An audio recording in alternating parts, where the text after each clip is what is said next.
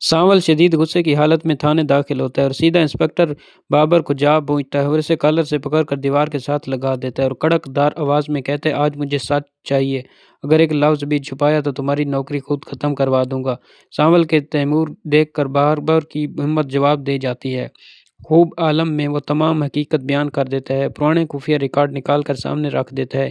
ان فعلوں سے صاف ظاہر ہوتا ہے کہ شہر کا مشہور بزنس سیٹ داؤد دراصل خطرناک مجرم موسیٰ ہے۔ دوسری طرف علی یار بھی اپنے باپ کی اصل حقیقت جان چکا ہوتا ہے۔ شدید شرمندگی کے ساتھ وہ پیا کے گھر جاتا ہے اور اسے ایک پرانا اخبار دکھاتا ہے جس میں موسیٰ کی گرفتاری کی تصویر نمایاں ہوتی ہے۔ ثبوت دیکھ کر پیا کے دل میں پرسوں بعد انصاف کی امید جاگ اٹھتی ہے۔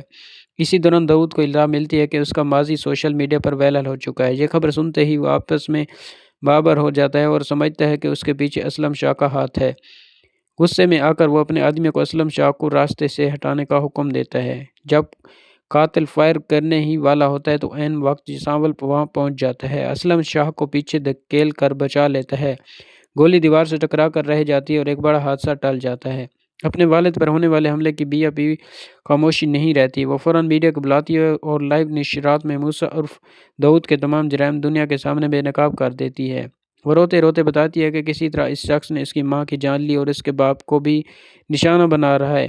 یہ خبر لمحوں میں پورے شہر میں پھیل جاتی ہے۔ داؤد وکیل گھبراہٹ سے میں فون کرتا ہے کہ خبردار کرتا ہے کہ پولیس کس بھی وقت پہنچ سکتی ہے، اس لیے فوری فرار ہونے کا واحد راستہ ہے۔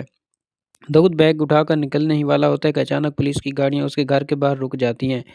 وہ حیرت سے ادھر ادھر دیکھتا ہے لیکن علیار سامنے آ کر کہتا ہے کہ قانون کو اطلاع میں دی جاتی ہے کہ داؤد اپنے بیٹے سے چیختا ہے مگر واپس اسے ہتھ کڑی لگا کر لے جاتی ہے۔ اگلے دن عدالت میں کچلا کچھ رش ہوتا ہے۔ داؤد کو کھڑے میں کھڑا کر کے جج صاحب اس کا مجرمانہ ریکارڈ اور علیار کا بیان سننے ہی فوراً فیصلہ سنا دیتے ہیں۔ عدالت موسیٰ اور داؤد کو 10 سال قید کی سنائی دیتی ہے۔ فیصلہ سنتے ہی پیا کی آنکھوں میں خوشی کے آنسو بہنے لگتے ہیں۔ وہ سانول کے گلے لگ جاتی ہے اور علیار کا شکریہ ادا کرتی ہے جس نے سچ کا ساتھ دیا۔ اسی لمحے وکیل بھی سرزا ہوتا ہے کہ داؤد کا وکیل شرمندہ ہو کر وہاں پر چلا جاتا ہے۔ عدالت سے واپسی پر اسلم شاہ اور پیا اور سانول قبرستان جاتے ہیں۔ پیا اپنی ماں کی قبر پر بیٹھ کر دل کھول کر روتی ہے اور کہتی ہے کہ امی آج مجھے انصاف مل گیا۔ فاتحہ کے بعد جب وہ گھر واپس آتے ہیں اچانک اسلم شاہ کی طبیعت بگڑ جاتی ہے، وہ سینے کا دام زمین پر گر پڑتے ہیں۔ پیا اور سانول گھبرا کر فوراً انہیں ہسپتال لے جاتے ہیں۔ ڈاکٹر آئی سی یو سے منتقل کرنے کے بعد بابر کو باہر آ کر بتاتے ہیں کہ دل بہت کمزور ہو چکا ہے، وقت زیادہ نہیں ہے۔ یہ سن کر پیا ٹوٹ جاتی ہے۔ کچھ دیر بعد بھی اسلم شاہ کو ہوش آتا ہے اور پیا اور سانول کو ہاتھ پکڑ کر دھیمی آواز میں کہتے ہیں کہ میری زندگی کی آخری خواہش ہے کہ تم دونوں ایک ساتھ رہو۔ اسی لمحے وہاں علیار بھی پہنچ جاتا ہے، نکاح کے انتظام میں مدد کرتا ہے۔ اسپتال کے کمرے میں وہ مولوی صاحب نکاح پڑھاتے ہیں اور علیار گواہ بناتا ہے۔